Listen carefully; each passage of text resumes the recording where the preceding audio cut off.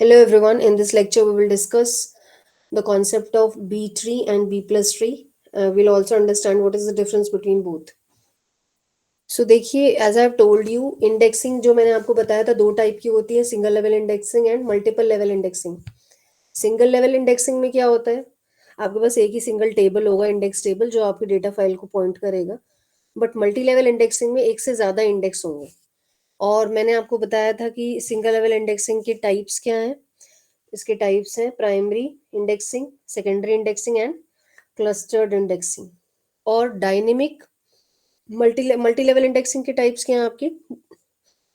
We have B tree and B plus tree. तो देखिए, जो आपका बी ट्री है, इसको हम डायनेमिक मल्टी लेवल इंडेक्सिंग भी बोलते हैं. अब देखिए, इसको समझने की कोशिश करते हैं. जब आपका ये मेन डेटा फाइल था, उससे रिलेटेड आपका एक इंडेक्स फाइल्स है, मल्टीपल इंडेक्स फाइल्स है. लेकिन जब बहुत ज़्यादा इंडेक्सिंग हो जाती है ना, तो आपके सिस्टम में ओवरहेड क्रिएट हो जाता है, जिसकी वजह से इंसर्शन डिलीशन बहुत डिफिकल्ट है. मतलब आपको कोई डेटा सर्च करना है, पहले आप इस इंडेक्स फाइल में गए, फिर उसके बाद इस इंडेक्स फाइल में गए, फिर इस इंडेक्स फाइल में जा रहे हो, फिर जाके कहीं आपको डेटा मिल रहा है. तो ये जो अननेसेसरी ओवरहेड है, जिसकी वजह से, चलो ठीक है, सर्चिंग तो फिर भी ओके है, मैंने कर लिया कोई एलिमेंट सर्च. बट एक बात सोचिए, अगर आपको कोई एलिमेंट इसमें इंसर्ट करना है इस मेन फाइल के अंदर, तो अगर उस मेन फाइल में कुछ इंसर्ट करोगे, तो भाई इस इंडेक्स फाइल में भी जाके चेंजेस होंगे, इसमें चेंजेस होंगे तो इसमें भी चेंजेस होंगे, इसमें चेंजेस होंगे तो इसमें भी चेंजेस होंगे. कितना कॉम्प्लिकेटेड प्रोसीजर है, यू कैन अंडरस्टैंड, राइट. ऐसे ही अगर कोई एंट्री डिलीट होगी आपकी, मान लो कोई, आपने कोई डेटा डिलीट कर दिया, कोई चैप्टर डिलीट कर दिया, तो भाई इस इंडेक्स फाइल में भी चेंज होगा, इसमें चेंज होगा तो इसमें भी चेंज होगा, इसमें होगा तो इसमें भी चेंज होगा. तो नाउ कैन यू अंडरस्टैंड कि कॉम्प्लेक्सिटी कितनी हाई है मल्टी लेवल इंडेक्सिंग की. तो ये जितने भी जैसे जैसे आपके इंडेक्स फाइल बढ़ते जाएंगे ना, उसमें इंसर्शन और डिलीशन बहुत ज़्यादा डिफिकल्ट होगा, right. So to remove this problem, इस प्रॉब्लम को रिमूव करने के लिए हमारे पास क्या कॉन्सेप्ट यूज होता है. We use balanced tree. B tree का फुल फॉर्म क्या है, बी मीन्स बैलेंस्ड ट्री. और इसमें क्या होता है, जितने भी एलिमेंट्स होते हैं उनको सेम लेवल पे स्टोर करते हैं. अगर आप इस ट्री की स्ट्रक्चर को देखो, तो इसका ये लेवल 0 है, लेवल 1 है, लेवल 2 है, सारा लेवल 2 पे ही आपको क्या करना है, एलिमेंट्स को स्टोर करना. ऊपर तो सिर्फ रिकॉर्ड पॉइंटर होंगे, नीचे आपका क्या होगा, डेटा स्टोर होगा. तो ये इस तरह का स्ट्रक्चर होता है बेसिकली, कि आपकी जो एक पर्टिकुलर नोड है, उसमें क्या होगा, लेट से की क्या है, जो आपने डेटा स्टोर करना है. सो ये दो डेटा आपने स्टोर किए हैं, तो इसका लेफ्ट पॉइंटर क्या होगा, एक ट्री पॉइंटर होगा. इसके लेफ्ट में एक पॉइंटर होगा बी, इसके बीच में भी एक पॉइंटर होगा, और इसके राइट साइड में भी एक पॉइंटर होगा. तो ये क्या करेगा, डेटा स्टोर करेगा. यहाँ पे ट्री पॉइंटर क्या करेगा, पॉइंट करेगा जो भी मेरा पर्टिकुलर नेक्स्ट ब्लॉक है. ये भी किसी ब्लॉक को पॉइंट करेगा, ये भी किसी ब्लॉक को पॉइंट करेगा. तो आपके पास क्या होगा, यहाँ पे जो नंबर ऑफ कीज होंगी, ये जो हमारे नंबर ऑफ कीज है, ये हमेशा हमेशा रिकॉर्ड पॉइंटर की इक्वल होंगे. और रिकॉर्ड पॉइंटर क्या है, ये जो पॉइंटर था ना आपका ट्री पॉइंटर, या जिसको हम ब्लॉक पॉइंटर भी कहते हैं, ये क्या है बेसिकली, ये बीच में क्या है, ब्लॉक पॉइंटर से. जैसे आपने लिंक लिस्ट में भी पढ़ा था कि नेक्स्ट और प्रीवियस होता है, वो किसी पर्टिकुलर एड्रेस को पॉइंट आउट करता है. तो ये ट्री पॉइंटर या ब्लॉक पॉइंटर भी किसी एड्रेस को पॉइंट कर रहे हैं, यानी कि किसी ब्लॉक को पॉइंट कर रहे हैं. तो ये लेट्स से इस ब्लॉक को पॉइंट कर रहा है.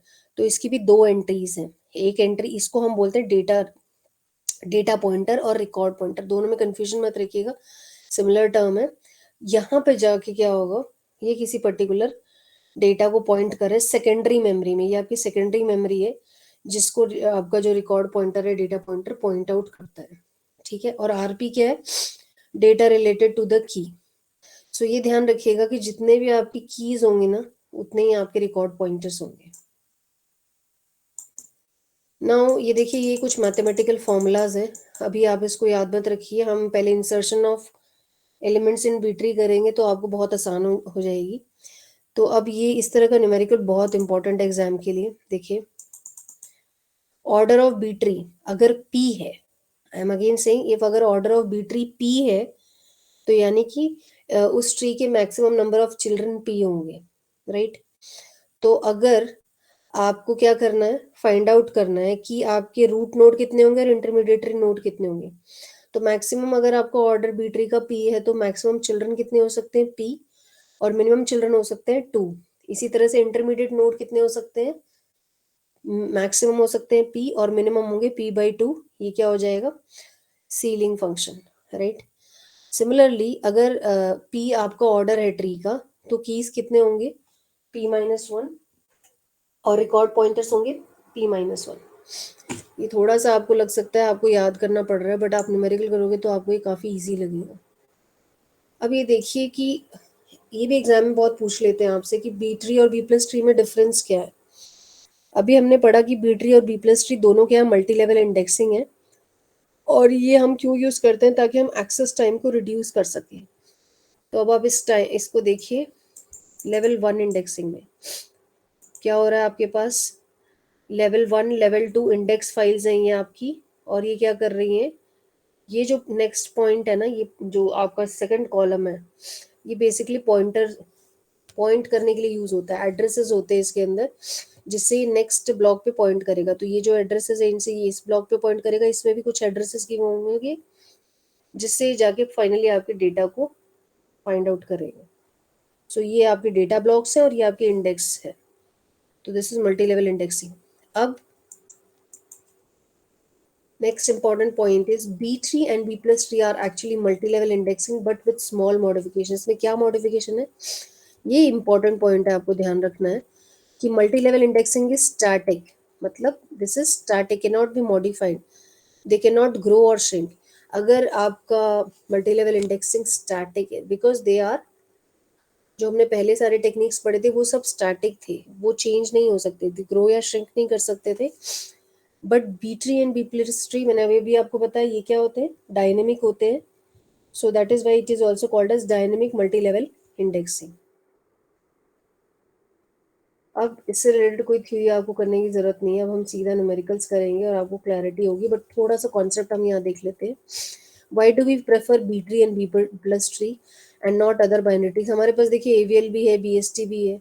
तो बी ट्री और बी प्लस ट्री क्यों पढ़ना है हमें? मैंने आपको हर बार बताया, जब भी आप कोई पर्टिकुलर ट्री पढ़ोगे तो आपको ये पता होना चाहिए आपने वो क्यों पढ़ा, मतलब बीएसटी क्यों पढ़ रहे हैं, एवीएल क्यों पढ़ रहे हैं, इसी तरह से बी ट्री और बी प्लस ट्री क्यों पढ़ रहे हैं हम लोग।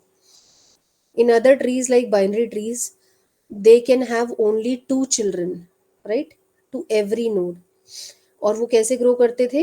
देखिए, जैसे अगर आप एक ट्री की बात करिए, एक बाइनरी ट्री, अगर आप इस डायग्राम को नोटिस करेंगे, ये कैसा ट्री है? Binary tree. कैसे ग्रो कर रहा है? ये वर्टिकली ग्रो कर रहा है, मतलब टॉप टू डाउन ग्रो कर रहा है। और एक नोड के सिर्फ 2 ही चाइल्ड हो सकते हैं। देख रहे हैं ना आप, 2 ही चिल्ड्रन है हर एक नोड के, इसके भी 2 चाइल्ड है। चिल्ड्रन मैक्सिमम एक नोड के 2 ही चिल्ड्रन हो सकते हैं। बट ये कह रहा है कि बी ट्री और बी प्लस ट्री हम क्यों यूज करें? क्योंकि ये ऐसे ट्रीज हैं जो वर्टिकली ग्रो नहीं करेंगे, ये हॉरिजॉन्टली ग्रो करेंगे। So this is the basic difference. But BST और एवीएल कैसे ग्रो करते हैं? वर्टिकली ग्रो करते हैं। Even if the database is small, the number of levels are very large. अगर आपका डेटाबेस छोटा भी होगा तब भी आपके लेवल्स बहुत ज़्यादा होंगे इसके अंदर। And the time taken to access a node will depends on it height. तो जो टाइम आपका लगेगा ना किसी नोड को एक्सेस करने के लिए, वो किस पे डिपेंड करता है? आपकी हाइट पे। So time taken in other binary trees like AVL BST is greater as compare to B tree and B plus tree.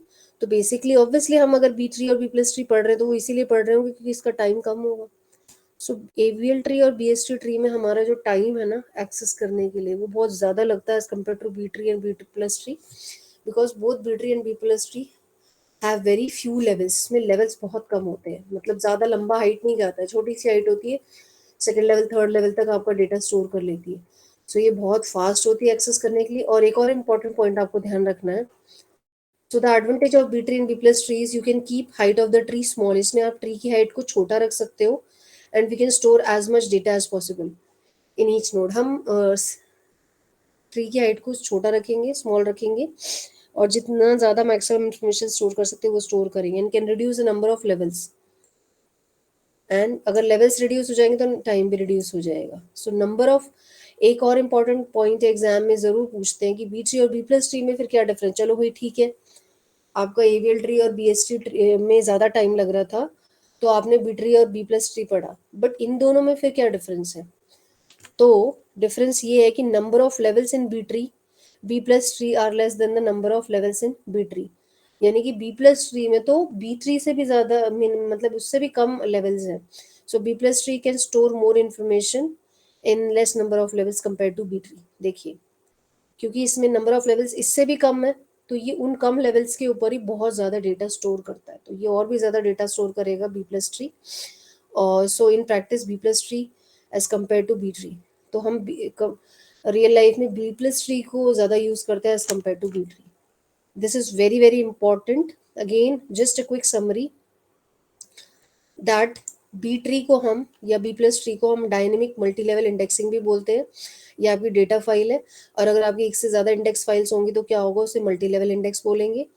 But देखिए मैंने आपको बताया, अगर आपको इस बड़ी फाइल में से आपकी कोई मेन बुक है उसमें से अगर आपको एक चैप्टर डिलीट करना है या उसको चैप्टर को इंसर्ट करना है, तो आप नोटिस करेंगे कि वो चेंजेस आपको इस इंडेक्स फाइल में भी करने हैं, इसमें भी करने हैं और इसमें भी करने हैं। सिमिलरली डिलीट करना है तो इसमें भी करोगे, इसमें भी करोगे, इसमें भी करोगे। सो इंसर्शन एंड डिलीशन बहुत कॉम्प्लिकेटेड हो जाएगा, मतलब इतना ओवरहेड क्रिएट हो जाएगा, तो ये बहुत डिफिकल्ट हो जाता है इंसर्शन एंड डिलीशन। दूसरा पॉइंट मैंने आपको बताया था कि ये प्रॉब्लम रिमूव कौन कर सकता है, आपका बिटरी रिमूव कर सकता है। इसके अंदर आपका जो डेटा है वो सब एक ही लेवल पे स्टोर होता है। फिर हमने पढ़ा था कि हमारे पास कुछ कीज होती है, नंबर ऑफ कीज हमेशा रिकॉर्ड पॉइंटर की इक्वल होंगी। एंड ट्री पॉइंटर या ब्लॉक पॉइंटर क्या होता है, जो एक नेक्स्ट ब्लॉक के एड्रेस को स्टोर करेगा, और डेटा पॉइंटर जो होता है आपका डेटा स्टोर करेगा। फिर मैंने आपको ये छोटी सी फॉर्मूला बताया था, प्लीज़ इसको याद रखिएगा। अब हम इसके बाद न्यूमेरिकल करेंगे तो आपको ज़्यादा क्लैरिटी होगी, ये मैं ऑलरेडी डिस्कस कर चुकी हूँ। फिर मैंने आपको बताया था बी ट्री और बी प्लस ट्री के बारे में। यहाँ पे जो मेन पॉइंट है इस पे आ जाते हैं हम लोग कि मल्टी लेवल इंडेक्सिंग क्या होती है, आपकी स्टैटिक होती है, that is they can not grow and shrink. But जो बी ट्री और बी प्लस ट्री हैं दे आर डायनेमिक, और डायनेमिक मल्टी लेवल इंडेक्सिंग, क्योंकि यहाँ पे हम ग्रो और श्रिंक कर सकते हैं। और देन फाइनली ये इंपॉर्टेंट पॉइंट था आपका कि हम बी ट्री और बी प्लस ट्री क्यों कर रहे हैं, क्योंकि जनरली जो आपके बाइनरी ट्री हैं जैसे बी एस टी और एबल, ये क्या करते हैं, वर्टिकली ग्रो करते हैं।